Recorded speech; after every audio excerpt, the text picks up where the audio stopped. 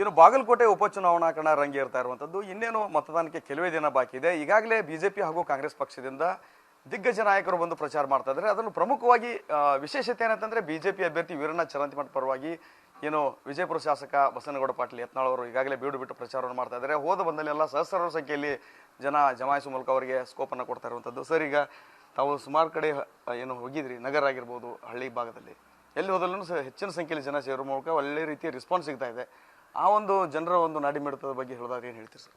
ನೋಡಿ, ಈಗ ಏನಾಗಿದೆ ಕರ್ನಾಟಕದಲ್ಲಿ ಈ ಕಾಂಗ್ರೆಸ್ ಸರ್ಕಾರ ಈ ಹಿಂದೂ ವಿರೋಧಿ ನೀತಿ ಮತ್ತು ಮುಸ್ಲಿಮರ ಅತಿಯಾದ ತುಷ್ಟೀಕರಣ, ಇದರಿಂದ ಹಿಂದೂಗಳಿಗೆ ಒಂದು ರೀತಿ ಭಯದ ವಾತಾವರಣ ನಿರ್ಮಾಣ ಆಗಿದೆ. ಅದಕ್ಕೆ ಜನರಲ್ಲಿ ಹಿಂದುತ್ವ ಉಳಿಬೇಕು, ಹಿಂದೂ ನಾಯಕರು ಬೆಳಿಬೇಕು ಅನ್ನೋದು ಸಹಜವಾಗಿಯೇ ಇವತ್ತು ಇಡೀ ಎಲ್ಲ ಜನಮಾನಸದಲ್ಲಿ ಬಂದುಬಿಟ್ಟಿದೆ. ಇವತ್ತು ನಾವೆಲ್ಲೂ ದುಡ್ಡು ಕೊಟ್ಟಿಲ್ಲ, ಗಾಡಿ ಮಾಡಿಲ್ಲ, ಯಾವುದೇ ಆಶೆ ಆಮಿಷ ಇಲ್ಲಾರ್ದೇ ಸಾವಿರಾರು ಸಂಖ್ಯೆಯಲ್ಲಿ ಜನ ಸ್ವಯಂ ಪ್ರೇರಣೆಯಿಂದ ಅವರೇ JCB ತಂದು ಹೂವು ಹಾರಿಸೋದು, ಅಲ್ಲಿಂದ ಪೂರ್ತಿ ಖರ್ಚು ಪಾಪ ಕಾರ್ಯಕರ್ತರೇ ಮಾಡ್ತಾಯಿದ್ದಾರೆ.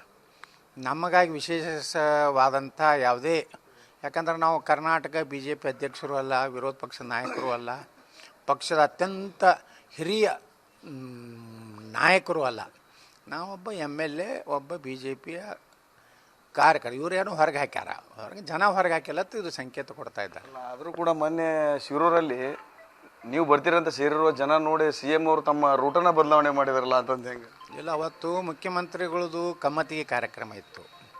ಆ್ಯಕ್ಚುಲಿ ನಮ್ಮದು ಕಮ್ಮತ್ತಿಗೆ ಕಾರ್ಯಕ್ರಮ ಇತ್ತು. ಆದರೆ ಮುಖ್ಯಮಂತ್ರಿಗಳು ಬರುವಂಥ ಸಂದರ್ಭದಲ್ಲಿ ನಾವು ಅಲ್ಲಿ ಹೋಗಿ ಗೊಂದಲ ಮಾಡಬಾರ್ದು ಅನ್ನುವಂಥ ಉದ್ದೇಶದಿಂದ ನಾವು, ಅವರು ಪೊಲೀಸ್ ಅಧಿಕಾರಿಗಳು ಪಾಪ ಅವರು ಹೇಳಿದ್ರು, ಇಲ್ಲ ಮುಖ್ಯಮಂತ್ರಿಗಳ ಕಾನ್ವಾಯ್ ಬರ್ತಾ ಇದ್ದದ್ದು, ಅಷ್ಟರ ಮಟ್ಟಿಗೆ ನಾವು ಹೋದೀವಿ ಶಿರೂರಕ್ಕೆ, ಅವ್ರಿಗೇನು ತೊಂದರೆ ಆಗಬಾರ್ದತ್ತೆ. ಆದರೆ ಏನು ಮಾಡೋದು, ಶಿರೂರದಲ್ಲಿ ಒಂದು 10,000 ಜನ ಸೇರಿಬಿಟ್ಟಿದ್ರು. ಹೀಗಾಗಿ ಅವರಿಗೆ ಯಾವುದು ತೊಂದರೆ ಆಗಬಾರ್ದು ಅಂತ ಹೇಳಿ ಪೊಲೀಸರೇ ಬೇರೆ ಮಾರ್ಗವಾಗಿ ಕಮ್ಮತಿಗೆ ಹೋಗ್ಬೇಕಾಯ್ತು. ಅದು ಏನು ತೋರಿಸ್ಕೊಡ್ತದಂದರೆ ಜನರಲ್ಲಿ ಬದಲಾವಣೆ ಅವಶ್ಯ ಇದೆ, ಅಭಿವೃದ್ಧಿ ಬೇಕು. ಬರೀ ಗ್ಯಾರಂಟಿ ಇರಲಿ, ಅದ್ರ ಕೂಡ ಡೆವಲಪ್ಮೆಂಟು ಬೇಕಲ್ರಿ. ಇವತ್ತು ನಿರುದ್ಯೋಗ ಯುವಕರು ಸುಮಾರು 3 ಲಕ್ಷ ಹುದ್ದೆ ಖಾಲಿ ಅದಾವು, ಅದ್ರ ಭರ್ತಿ ಇಲ್ಲ, ಭಾಳ ಸಮಸ್ಯೆಗಳು ಉದ್ಭವ ಆಗಿಬಿಟ್ಟಾವೆ. ಗ್ಯಾರಂಟಿ ಒಂದರೇ ಪರಿಹಾರ ಅಲ್ಲ ಜನರಿಗೆ. ಈಗ ಇನ್ನೊಂದು, ಈಗ CM ಈಗಾಗಲೇ 4 ಸಾರಿ ಬಂದಿದ್ದರು, ಈಗ ಮತ್ತೆ ಇವತ್ತು ಬೃಹತ್ ರೋಡ್ ಶೋ ಮತ್ತು ಒಂದು ಬೃಹತ್ ಸಮಾವೇಶದ ಮೂಲಕ ಮತ್ತೊಮ್ಮೆ ಬರ್ತಾ ಇದ್ದಾರೆ. ಏನು ಹೇಳ್ತೀವಿ ಸರ್? ಒಂದು 5 ಸಾರಿ ಬಂದಂಗೆ ಟೋಟಲಿ. ತಾವು ಬಾದಾಮಿಯಲ್ಲಿ ಚುನಾವಣೆ ನಿಂತಾಗೂ ಕೂಡ ಈ ಸಾರಿ ಬಂದಿರಲಿಲ್ಲ ಸಿದ್ದರಾಮಯ್ಯ.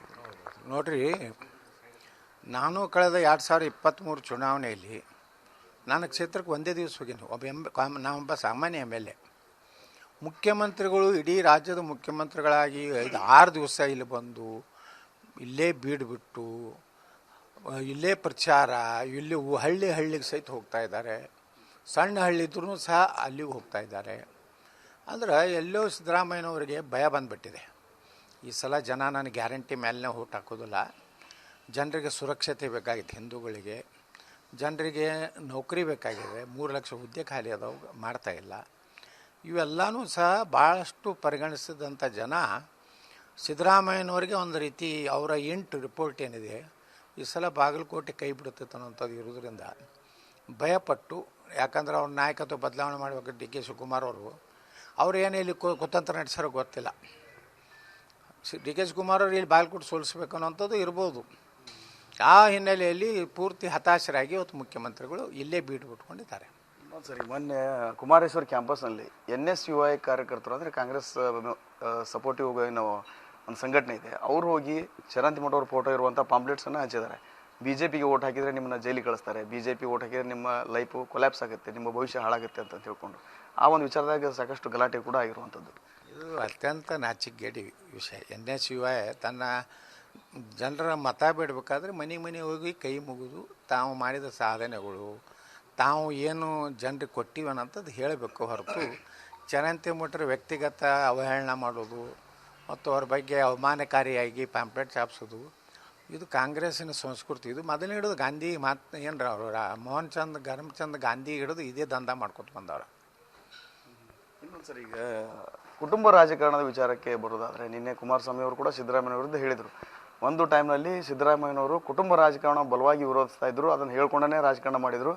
ಈಗ ಅವ್ರ ಮಗನ್ನು ಕೂಡ ತಂದು ತರೋದಷ್ಟೇ ಅಲ್ಲದೆ ವಸೂಲಿಗೆ ಇಳಿಸಿದ್ದಾರೆ, ವರ್ಗಾವಣೆ ದಂಧೆಗೆ ಇಳಿಸಿದ್ದಾರೆ ಅಂತ ಹೇಳ್ಕೊಂಡು ಕುಟುಂಬ ರಾಜಕಾರಣದ ಬಗ್ಗೆ ಹೇಳೋದಾದ್ರೆ ಏನು ಕುಮಾರಸ್ವಾಮಿ ಅವರು ಹೇಳಿದ್ದಾರೆ ಸರಿ ಇದೆ. ನಾವು ನೋಡಿ, ನಾವು ಮುಖ್ಯಮಂತ್ರಿಗಳಿಗೆ ನೇರವಾಗಿ ಹೇಳಿದ್ದೀವಿ, ನಿಮ್ಮ ಮಗ ಮತ್ತು ನೀನೊಬ್ಬರು ಕ್ಯಾಬಿನೆಟ್ ದರ್ಜೆ ಸಚಿವರು ವಸೂಲಿಗೆ ಇಳಿದ್ಬಿಟ್ಟಾರೆ. ಇವತ್ತು ನೋಡಿ, ಸಣ್ಣ ಒಂದು ಬಿ ಟಿ ಡಿದು ಒಂದು ಸಣ್ಣ ಲೇಔಟು ಪರ್ಮಿಷನ್ ಬೇಕಾದರೆ ನಗರಾಭಿವೃದ್ಧಿ ಮಂತ್ರಿ ಬಳಿ ಹೋಗ್ಬೇಕು. ಆ ಪರಿಸ್ಥಿತಿ ಅಲ್ಲಿ ವಸೂಲಿ. ಈಗ ನಾನು 2018ರಿಂದ ಬಿಜಾಪುರ MLA ಇದ್ದೀನಿ. ಬಿ ಡಿ ಎದಲ್ಲಿ ಅಪ್ರೂವಲ್ ಆಗ್ತದೆ, ಫೈನಲ್ ಇತ್ತು. ಈಗ ನಾವು ಅಪ್ರೂವಲ್ ಮಾಡಿದ್ರು ಸಹ ಮಿನಿಸ್ಟ್ರಿಗೆ ಹೋಗ್ಬೇಕದು ಫೈಲ್. ಅಂದ್ರೆ ಅಲ್ಲಿ ಫಿಕ್ಸ್ ಮಾಡಿಬಿಟ್ಟಾರೆ 1 ಎಕರೆಗೆ ಇಷ್ಟು, 2 ಎಕರೆಗೆ ಇಷ್ಟು. ಈ ಮತ್ತು ಯಾವುದಾದ್ರೂ ಚೇಂಜ್ ಆಫ್ ಲ್ಯಾಂಡ್ ಇತ್ತಂದರೆ ಇದು ಎಲ್ಲ ನೇರವಾಗಿ ಸಿದ್ದರಾಮಯ್ಯನವರ ಚಿರಂಜೀವಿ ಅವ್ರು ಕೂಡಿ ಮಾಡ್ತಾಯಿದ್ರು. ಎಲ್ಲ ಜಗಜ್ಜಾರಿ ಇತ್ತು. ನಾನೇನು ಹೇಳೋ ಪ್ರಶ್ನೆನೇ ಇಲ್ಲ. ಯಾರು ಕೇಳಿದ್ರು ಇವ್ರದ್ದೊಂದು ಟೀಮು, ಆ ಕಡೆ ಡಿ ಕೆ ಶಿವಕುಮಾರ್ ಟೀಮು ರೊಕ್ಕ ಹೊಡಿದು ಬಿಟ್ಟರೆ ಮತ್ತೆ ಏನು ಕಾಂಗ್ರೆಸ್ನಾಗ ಇವತ್ತು ಸರ್ಕಾರದಲ್ಲಿ ಏನೂ ಇಲ್ಲ. ಕಾಂಗ್ರೆಸ್ನವರು ಉಳುವ ಎತ್ತುಗಳು, BJPಯವರು ಕಳ್ಳೆತ್ತುಗಳು, BJPಗೆ ಕಳ್ಳೆತ್ತುಗಳಿಗೆ ಓಟ ಹಾಕಬೇಡಿ ಅಂತಂದು ಸಿದ್ದರಾಮಯ್ಯನವರು ಭಾಷಣದಲ್ಲಿ ಹೇಳ್ತಾ ಇದ್ದಾರೆ ಪ್ರತಿಯೊಂದು ಕಡೆ. ಕಾಂಗ್ರೆಸ್ನವರು ಲೂಟಿಕೋರರು, BJP ಹಿಂದೂ ಸಂಘಟನೆಗಳು ದೇಶಭಕ್ತರು. ಕಾಂಗ್ರೆಸ್ನ ಒಬ್ಬರ ಭಾರತ ಮಾತಾ ಕಿ ಜೈ ಅಂತಾರನ್ರಿ. ಇದ್ರ ಮಧ್ಯೆ ಕಳ್ಳೆತ್ತುಗಳು ಯಾರು? ಕಳ್ಳೆತ್ತುಗಳು ಅವು MLAಗಳು ಅದಾವಲ್ರಿ. ಇದ್ರ ಟಿಕೆಟ್ ಬಿಡು, IPL ಅವು ಇವು ಅಂಥವು. ಅಲ್ಲಿ ಅಸೆಂಬ್ಲಿಯಾಗ ಏನು ಮಾತಾಡ್ಬೇಕು ಅದನ್ನು ಮಾತಾಡಬೇಕು, ಬಿಟ್ಟು ಬೇರೆ ಬೇರೆ ಮಾತಾಡಿದ್ರೆ ನಮ್ಗೆ ಅದು ಕೊಡ್ರಿ ಇದು ಕೊಡ್ರಿ ಅಂದರೆ ಇವು ಯಾಕೆ ಇಂಥವೇ ಕಳ್ಳೆತ್ತುಗಳು. BJP ಒಳಗೆ ಯಾವಾಗಲೂ ಅಭಿವೃದ್ಧಿ ಪರವಾಗಿಯೇ ಅಶೋಕರಾಗಲಿ ನಾವಾಗಲಿ ನಾವು ಪರಿಣಾಮಕಾರಿಯಾಗಿ ಮಾತಾಡ್ತೀವಿ. ಈಗ ಸುನೀಲ್ ಕುಮಾರ್ ರೆಡಿ ಆಗಿದ್ದಾರೆ, ಅಲ್ಲಿ ವಿಧಾನ ಪರಿಷತ್ನ CT ರವಿ ಅದ. ಎಲ್ಲರೂ ನಾವು ಎಂದೂ ವ್ಯಕ್ತಿಗತ ಮಾತಾಡಿಲ್ಲ.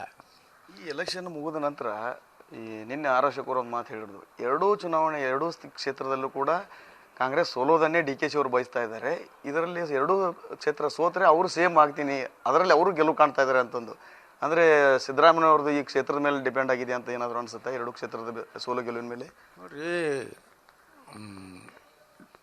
ಈಗ ಸಿದ್ದರಾಮಯ್ಯನವ್ರನ್ನ ಮನೆಗೆ ಕಳಿಸ್ಬೇಕು ಅನ್ನೋದು DK ಶಿವಕುಮಾರ್ದು ಗುರಿ. ಯಾಕಂದ್ರೆ ಈಗ ಮುಖ್ಯಮಂತ್ರಿ ಆಗದಿದ್ರೆ ಇನ್ನೆಂದೂ ಮುಖ್ಯಮಂತ್ರಿ DK ಶಿವಕುಮಾರ್ ಆಗೋದಿಲ್ಲ. ಅದಕ್ಕೆ ಅಶೋಕ್ ಹೇಳಿದಂತೆ ಅವ್ರು ಬಾಗಲಕೋಟೆನೂ ಸೋಲ್ಬೇಕು ಮೊದಲೇ. ಬಾಗಲಕೋಟೆ ಸೋತ್ರೆ ಸಿದ್ದರಾಮಯ್ಯವ್ರಿಗೆ ಮುಖಭಂಗ ಆಗ್ತದೆ ಅಂತ ಹೇಳಿ. ಎರಡನೇದು ದಾವಣಗೆರೆ ಬಗ್ಗೆನೂ ಅಂದ್ರೆ ಮುಖ್ಯಮಂತ್ರಿ ಸಿದ್ದರಾಮಯ್ಯ ನೇತೃತ್ವದಲ್ಲಿ ಕಾಂಗ್ರೆಸ್ಗೆ ಹಿನ್ನಡೆ ಆಯಿತು. ಅದಕ್ಕೆ ನಾನು ಮುಖ್ಯಮಂತ್ರಿ ಮಾಡಿರ್ತಾರೆ ಹೇಳ್ತಾರೆ, ಮತ್ತೇನು ಅಷ್ಟೇ. ಚುನಾವಣೆ ನಂತರ ಆಲ್ಮೋಸ್ಟ್ ಅಲ್ಲಿ DKಶಿನೇ ಸೇಮ್ ಆಗೋದು ಪಕ್ಕ ಅನಿಸುತ್ತೆ ಸರ್. ಏನು ಗೊತ್ತಿಲ್ಲರಪ್ಪ. ಆದರೆ ಅವ್ರು ಕಾಂಗ್ರೆಸ್ ವಲಯದಲ್ಲಿ ಮೊನ್ನೆ ಅಧಿವೇಶನ ನಡೆದಾಗ May 9ಕ್ಕೆ ಆಗ್ತಾರತ್ತ ಏನೋ ಅವರೇ MLAಗಳು ನಮ್ಮ ಮುಂದೆ ಮಾತಾಡ್ತಿದ್ರು, ಇಲ್ಲ ನಮ್ಮ ಸಾಹೇಬರು May 9ಕ್ಕೆ ಆಗ್ತಾರೆ. ಕೆಲವೊಂದು ಮಂದಿ ಹೇಳ್ತಿದ್ರು ಈ ಸಿದ್ದರಾಮಯ್ಯನ ಬದಲಾವಣೆ ಮಾಡೋಕ್ಕೆ ಸಾಧ್ಯನೇ ಇಲ್ಲ. ಅದು 2 ವರ್ಷನಿದೆ. ಎಷ್ಟು ಹೈಕಮಾಂಡಿಗೆ DK ಶಿವಕುಮಾರ್ ದುಡ್ಡು ಕೊಟ್ಟಾರೋ ಏನೋ ಹೈಯೆಸ್ಟ್ ಕೊಟ್ಟಿದ್ರೆ ಅವರು ಲಿಲಾವಾಗಿದೆ, ಆಕ್ಷನ್ ಆಗಿದೆ. ಸಿದ್ದರಾಮಯ್ಯನವ್ರು ಹೆಚ್ಚು ದುಡ್ಡು ಕೊಟ್ಟರೆ ಇವ್ರು ಕಂಟಿನ್ಯೂ ಆಗ್ತಾರೆ, ಇಲ್ಲ ಅಂದ್ರೆ DK ಶಿವಕುಮಾರ್ ಹೆಚ್ಚು ದುಡ್ಡು ಕೊಟ್ಟರೆ ಅವ್ರನ್ನ ಚೇಂಜ್ ಮಾಡ್ತಾರೆ. ಇಷ್ಟೇ. ಅಲ್ಲಿ ದುಡ್ಡಿನ ವ್ಯಾಪಾರ ನಡೆದಿಲ್ಲ. ಟೆಂಡರ್ ಹಾಕಿದ್ದಾರೆ ಇವತ್ತು ರಾಹುಲ್ ಗಾಂಧಿ ಪ್ರಿಯಾಂಕಾ ಗಾಂಧಿ ಕೂಡಿ. ರಾಹುಲ್ ಗಾಂಧಿ ಸಿದ್ದರಾಮಯ್ಯ ಕಡೆ, ಪ್ರಿಯಾಂಕಾ ಗಾಂಧಿ DK ಶಿವಕುಮಾರ್, ಪ್ರಿಯಾಂಕಾ ಗಾಂಧಿ ಮತ್ತು ಸೋನಿಯಾ ಗಾಂಧಿ DK ಶಿವಕುಮಾರ್. ಯಾರು ಹೆಚ್ಚು ಟೆಂಡರ್ನಾಗ ಏನು ಮೊತ್ತ ಕೊಡ್ತಾರೆ ಅವ್ರಿಗೆ ಟೆಂಡರ್ ಆಗ್ತದೆ. ಸರ್, ಈಗ ಪ್ರಚಾರದಲ್ಲಿ ನೀವು ಆಲ್ಮೋಸ್ಟ್ ಆಲ್ ಜಮೀರ್ ಅವ್ರ ಬಗ್ಗೆ ಭಾಳ ಮಿಮಿಕ್ರಿ ಟೈಪ್ ಮಾಡಿ ತೋರಿಸಿದ್ರೆ. ನಿಮ್ಮ ಫ್ರೆಂಡ್ ಈಗ ಇವತ್ತು ಬಂದು ಟಿಕಾಣಿ ಹೊಡಿದಾರೆ, ಇವತ್ತು ನಾಳೆ ಬಾಗಲಕೋಟೆಯಲ್ಲಿ. ಜಮೀರ್ ಅಹಮದ್ ಬರಲಿ, ಜಮೀರ್ ಅವ್ರು ಬರಲಿ, ಯಾರು ಬರಲಿ, ಯಾರು ಜಮೀರ್ ಅನ್ನೋದು ಇದು ಯಾರು ಅವ್ರು ಸಾಬ್ರೆ ಕೇಳೋರಲ್ಲ ಭಾಷಣ. ನಮ್ಮಂದಂತ್ರ ಜಮೀನು ನೋಡಿ ಓಟ್ ಹಾಕೋದಿಲ್ಲ ಹಿಂದೂಗಳು. ಅವ್ರನ್ನೇ ಏನು ಮಾಡ್ತಾರೆ ನೋಡ್ಬೇಕಷ್ಟೇ. ಕೊನೆಯದಾಗಿ ಈಗ ಪಕ್ಷದ ವಿಚಾರಕ್ಕೆ ಸಂಬಂಧಪಟ್ಟಂಗೆ ಇವತ್ತು ವಿಜೇಂದ್ರ ಅವರು ದಾವಣಗೆರೆಯಲ್ಲಿ ಒಂದು ಮಾತನ್ನು ಹೇಳಿದ್ದಾರೆ. ಯತ್ನಾಳ್ ಅವರು ತಮ್ಮ ಬುದ್ಧಿ ಬೇರೆ ಕೈಯಾರು ಕೊಟ್ಟಿದ್ದರಿಂದ ಇಷ್ಟೆಲ್ಲ ಆಯಿತು, ಅವರು ತಮ್ಮ ಬುದ್ಧಿಯನ್ನು ತಮ್ಮ ಕೈಯಲ್ಲಿ ಇಟ್ಕೊಂಡಿದ್ರೆ ಹೀಗಾಗ್ತಾ ಇರಲಿಲ್ಲ. ಉಚ್ಚಾಟನೆ ವಿಷಯಕ್ಕೆ ಸಂಬಂಧಪಟ್ಟಂಗೆ ಅವ್ರನ್ನ ಯಾವಾಗಲೂ ಉಚ್ಚಾಟನೆ ಮಾಡಬೇಕಾಯಿತು, ನಾನೇ ಹೈಕಮಾಂಡ್ ಹೇಳಿದನ್ನ ಮೊದಲು ಸಾಕಷ್ಟು ಬಾರಿ ತಡೆಯುವಂಥ ಕೆಲಸ ಮಾಡಿದ್ದೆ ಅನ್ನೋ ಮಾತನ್ನು ಹೇಳಿದ್ದಾರೆ ಸರ್. ಅದಕ್ಕೇನು? ಯಡಿಯೂರಪ್ಪನವರು ಸ್ವಂತ ಬುದ್ಧಿ ಇಟ್ಕೊಂಡಿದ್ರೆ ಯಡಿಯೂರಪ್ಪ ಜೈಲಿಗೆ ಹೋಗ್ತಿದ್ದಿಲ್ಲ. ವಿಜೇಂದ್ರನ ಬುದ್ಧಿ ಉಪಯೋಗಿಸಿದ್ರಿಂದ ಯಡಿಯೂರಪ್ಪ ಮುಖ್ಯಮಂತ್ರಿದಾಗ ಜೈಲಿಗೆ ಹೋಗಲಿಕ್ಕೆ ಕಾರಣ ವಿಜೇಂದ್ರ. ನನ್ನನ್ನು ಪಾರ್ಟಿಯಿಂದ ಹೊರಗೆ ಹಾಕಬೇಡ್ರಿ, ನಾನು ನಮ್ಮ ತಂದೆ ಕೂಡಿ ಹೈಕಮಾಂಡ್ಗೆ ಅವ್ರನ್ನ ಹೊರಗೆ ಹಾಕಬೇಡ್ರಿ, ಇನ್ನೊಂದು ಅವಕಾಶ ಕೊಡ್ರಿ ಅಂತ ಏನು ಹೇಳ್ಯಾರ. ನಾನು ನೋಡಿದೆ ಅದನ್ನು ಕ್ಲಿಪ್ಪಿಂಗು. ಇವರಿಬ್ಬರು ಅಪ್ಪ ಮಗ ಹೋಗಿ ಅಮಿತ್ ಶಾ ಅವ್ರ ಮುಂದೆ ಕಣ್ಣೀರು ಹಾಕಿ ಯತ್ನಾಳ್ ತೆಗೆದೇ ಇದ್ದರೆ ನಾನು ಮುಂದೆ ಪ್ರಚಾರ ಮಾಡೋದಿಲ್ಲ, ಯತ್ನಾಳ್ ತೆಗೆದೇ ಇದ್ದರೆ ನಾನು ಮನ್ಯಾಗ ಕುಂಡಿರ್ತೀನಿ. ಕಣ್ಣೀರು ಹಾಕ್ಯಾರ ಯಡಿಯೂರಪ್ಪ. ಆ ಕಣ್ಣೀರಿನ ಧಾರೆ ಎಲ್ಲಿಗೆ ಬಂದಿತ್ತಂದ್ರೆ ಅಮಿತ್ ಶಾ ಅವರ ಮನೆಯ ಮೊದಲ ಬಾಗಿಲಿತ್ತಲ್ಲ ಅಲ್ಲಿವರೆಗೆ ಬಂದಿತ್ತು. ಇಷ್ಟ್ಯಾಕೆ ನೀರು ಬಂದು ಅದು ಕೆಲವು ಮಂದಿ ಕೇಳಿದ್ರಲ್ಲಿ. ಇಲ್ಲ ಯಡಿಯೂರಪ್ಪನವ್ರು ತಮ್ಮ ಮಗನಿಗಾಗಿ ಕಣ್ಣೀರು ಹಾಕ್ತಾ ಇದ್ದಾರೆ. ಅಲ್ಲೆಲ್ಲ ದಿಲ್ಲಿಯಲ್ಲಿ ಸುದ್ದಿ ಇದೆ, ನಿಮಗೆ ಇದ್ದಿಲ್ಲ ಗೊತ್ತಿಲ್ಲ.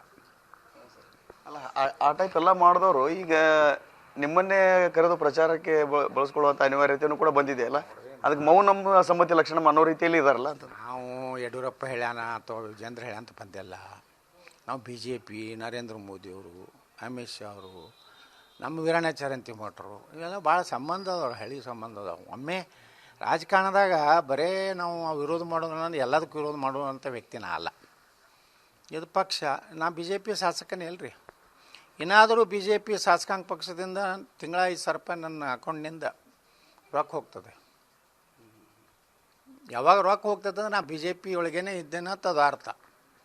ನಾ ಮನೆ ಕೇಳಿದೆ, BJPದಿಂದ ಹೊರಗೆ ಹಾಕಿದ ಮ್ಯಾಗ ನಮ್ಮದು ನಮ್ಮ SBI ಅಕೌಂಟ್ನಿಂದ ರೊಕ್ಕ ಕಟ್ ಮಾಡಬೇಕಾಗಿತ್ತು. ಮಾಡಿಲ್ಲ ಅಂದ್ರೆ ಇನ್ನು ಯತ್ನಾಳ್ ಮೇಲೆ ಪ್ರೀತಿ ಒಲವು ಪಾರ್ಟಿದು ಇದೆ ಅಂತ ಸಂಕೇತ ಅವರೇ ಕೊಟ್ಟಾರೆ. ಪಾರ್ಟಿಯವರು ಪಾರ್ಟಿ ಅಂತ ಇದೆ, ಆದ್ರೆ ಹೊರಗೆ ಹಾಕ್ಲಿಕ್ಕೆ ಮಾತ್ರ ತಂದೆ ಮಗನೇ ಕಾರಣ ಅಂತ ಈಗೂ ಹೇಳ್ತೀರಿ.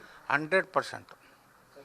ನಾವಿಬ್ಬರು ಕಾರಣ ಇಲ್ಲ ಧರ್ಮಸ್ಥಳ ಮಂಜುನಾಥನ ಬಳಿ ಹೋಗಿ ಹೇಳೋರು. ಬಹಿರಂಗವಾಗಿ ಹೇಳಬೇಕು, ಸುಮ್ಮನೆ ನಾಟಕ ಮಾಡಿ ಹಿಂಗೆಲ್ಲ ಬಹಿರಂಗವಾಗಿ ನಾ ಬರೆದು ಕೊಡ್ತೀನಿ ಹೆಂಗೆ ಹೇಳ್ಬೇಕು ಅನ್ನೋದು.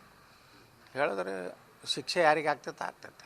ಸರಿ, ಮೊನ್ನೆ ನಾವು ಸುದ್ದಿಗೋಷ್ಠಿಯಲ್ಲಿ ಗಮನಿಸಿದಾಗ ಇಡೀ ನಾಯಕರು ತಮ್ಮ ಬಗ್ಗೆ ಸಾಫ್ಟ್ವಾಗಿನ ಮಾತಾಡಿರುವಂಥದ್ದು. ಎಲ್ಲೋ ಒಂದು ಕಡೆ ಗರ್ವಾಪಸಿ ಆಲ್ಮೋಸ್ಟ್ ಅಲ್ಲಿ ಕನ್ಫರ್ಮ್ ಏನೋ ಅನ್ಸುತ್ತೆ. ಎಲ್ಲ ಇಡೀ BJPನೇ ನಾನು ಪ್ರೀತಿ ಮಾಡ್ತದೆ. ಅದು ಅವ್ರ ಅಪ್ಪ ಮಗ ಬಿಟ್ಟರೆ ಎಲ್ಲ BJP ಎಲ್ಲ ಶಾಸಕರು ನನ್ನ ಸಂಪರ್ಕದ. ಒಂದು 3-4 ಶಾಸಕರು ಅದ, ಅವ್ನ ಚೀಲಗಳು ಅದಾವು. ಒಂದಿಟ್ಟು ರಾಜ್ಯ ಪದಾಧಿಕಾರಿ ಮಾಡ್ಯಾನ, ಅವಿಟ್ಟು ಚೀಲಗಳು ಅಷ್ಟು ಬೊಗಳ್ತಾವೆ. ಉಳ್ಕಿದವ್ರು ಯಾರೂ ಇಲ್ಲ. ನೋಡಿದ್ರಲ್ಲ ಮನೆ ನಾವು ಎಲ್ಲ ಸಮಾಜದ ಮೀಟಿಂಗ್ ಮಾಡಿದಾಗೂ ಎಲ್ಲರೂ ಕೂಡಿದ್ದೀವಿ. ಇವತ್ತು ನಮ್ಮ ಪ್ರಚಾರ ಸಭೆಯಲ್ಲಿ ಅವರು ಬರ್ತಾರೆ, BJP ಶಾಸಕರು ಬರ್ತಾರೆ, ಇವರು ಯಾರು ನಮ್ಮ ವಿಧಾನ ಪರಿಷತ್ ಸದಸ್ಯರು ಬರ್ತಾರೆ. ನೋಡಿ, ಪಾರ್ಟಿ ಒಂದು ಕುಟುಂಬದಲ್ಲ. BJP ಇದು ಕಟ್ಟದಂಥವ್ರು, ತ್ಯಾಗ ಮಾಡೋದಂಥವ್ರು. ನಮ್ಮ ಹಿಂದೆ ಏನು ಪಂಡಿತ್ ದೀನ್ ದಯಾಳ್ ಉಪಾಧ್ಯಾಯರು, ಶ್ಯಾಮಾ ಪ್ರಸಾದ್ ಮುಖರ್ಜಿ, ಅಟಲ್ ಬಿಹಾರಿ ವಾಜಪೇಯಿ ಅವರು, ಲಾಲ್ ಕೃಷ್ಣ ಅದ್ವಾನಿ ಅವರು, ಭಾಳ ಜನ ಇದ್ದಾರೆ. ಅದೇ ಒಂದು ಕುಟುಂಬದ ಸಲುವಾಗಿ ನಾವು BJPಗೆ ವಿರೋಧ ಮಾಡೋದು, ಅಥವಾ ನಾನು ಯಾವುದೋ ಸ್ವಾರ್ಥ ಇಟ್ಕೊಂಡು ಕಾಂಗ್ರೆಸ್ಗೆ ಅನುಕೂಲ ಆಗಲಿ ಅಂತೇಳಿ ಆ ಪಾರ್ಟಿದು ಸಿದ್ದರಾಮಯ್ಯನವ್ರು ಹೇಳಿದ್ರು ಕಾಂಗ್ರೆಸ್ ಪ್ರಚಾರ ಮಾಡ್ಬೇಕು. ಹೆಂಗೆ ಮಾಡ್ಲಿಕ್ಕಾಗ್ತದೆ? ಇದಿಷ್ಟು ಏನು ವಿಜಯಪುರ ಶಾಸಕರಾಗಿರುವಂತಹ ಬಸನಗೌಡ ಪಾಟೀಲ್ ಅವರ ಮಾತು. ಕ್ಯಾಮ್ರಾಮ್ಯಾನ್ ಬಾಪು ಜೊತೆ ರವಿ ಮೂಕಿ, TV9 ಬಾಗಲಕೋಟೆ.